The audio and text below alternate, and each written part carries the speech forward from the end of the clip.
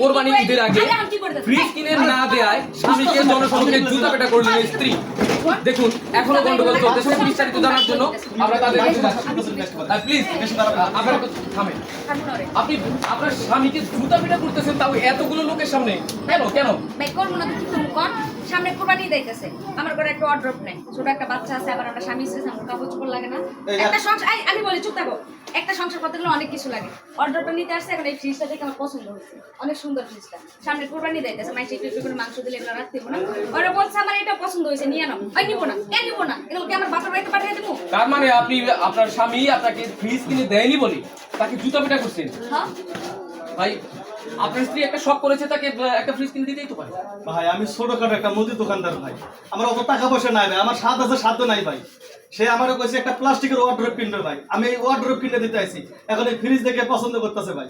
এটা কি আমার পক্ষে সম্ভব? আমি তাও বুঝাইতেছি এটা ঠিক আছে, আমি যখন টাকা পয়সা হবো আমি তোমার ফ্রিজটা কিনে দেবো। ও কিছুতেই মানতেছে না। এই কোরবানি দিতে গেলে এক কোরবানিতে আইবো না, নানান কাহিনী ভাই, জুতা খুলে মারতেছে ভাই। মানুষকে মানে জানা ভাই, এটা কি বোঝে কিছু?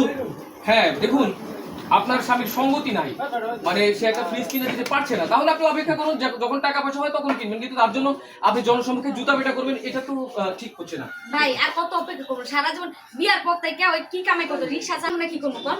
এই ছোট একটা মুদির দোকান করে, মুদির দোকান থেকে চলে, দুপুরে খাইতে গেলে রাতের খাওয়া মিলে না, নুন আনতে পান্তা পড়ে, ভালো একটা শাড়ি পর্যন্ত কিনে দেন, একটা সংসার করতে কিনা লাগে বলেন? আমি একটা মেয়ে মানুষ, আমি বুঝি। ওই কি বুঝো, ছেলে মানুষ। আপনি যদি বুঝেন যে নুন আনতে পান্তা ফুরা এরকম সংসার আপনাদের, তাহলে একটা ফ্রিজের জন্য স্বামীর কে তো এত প্রেসার ক্রিয়েট করা আপনার ঠিক হচ্ছে না ভাই। এই জিনিসটা কেনা বুঝায় ভাই, এই জিনিসটা কেনা বুঝায়? একটা পুরুষ মানুষ সারাদিন যে কত কষ্ট করে, তারপরে ভাই বাকি টাকি যায় ভাই, মাসের হাত পা ধরে টাকা তোলা লাগে ভাই। এর এই জিনিসটা বুঝাইতে এটা লাগবে ওটা লাগবে, এগুলা কিনে আমার বাপের বাড়িতে কিডনি খুলে দেয় তোমার। আপনারা একটু থামুন, আপনারা দোকানদারি করলে এখানে দোকানদার ভাই আমাদের এমন কথা, আমার কাস্টমার দাও যাবো ভাই, আমরা এমন শুরু করছি। ও আপনি দোকানদার? জি ভাই আমি দোকানদার ভাই। আপনার দোকানে এসে ওনারা এরকম ঝগড়াঝাটি করতেছে? ভাই আমার আরো কাস্টমার আছে, আমাদের চিন্তা ছিল শুনে আরো লোক চলে গেছে ভাই।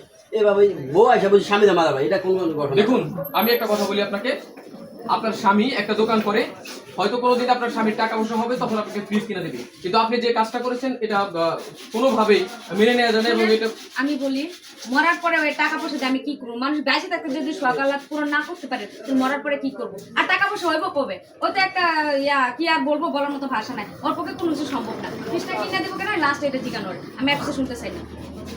সুপ্রিয় দর্শক মন্ডলী, আপনারা বুঝতে পারছেন যে একটা ফ্রিজের জন্য স্বামী জুতা পেটা খেয়েছে জনসমক্ষে।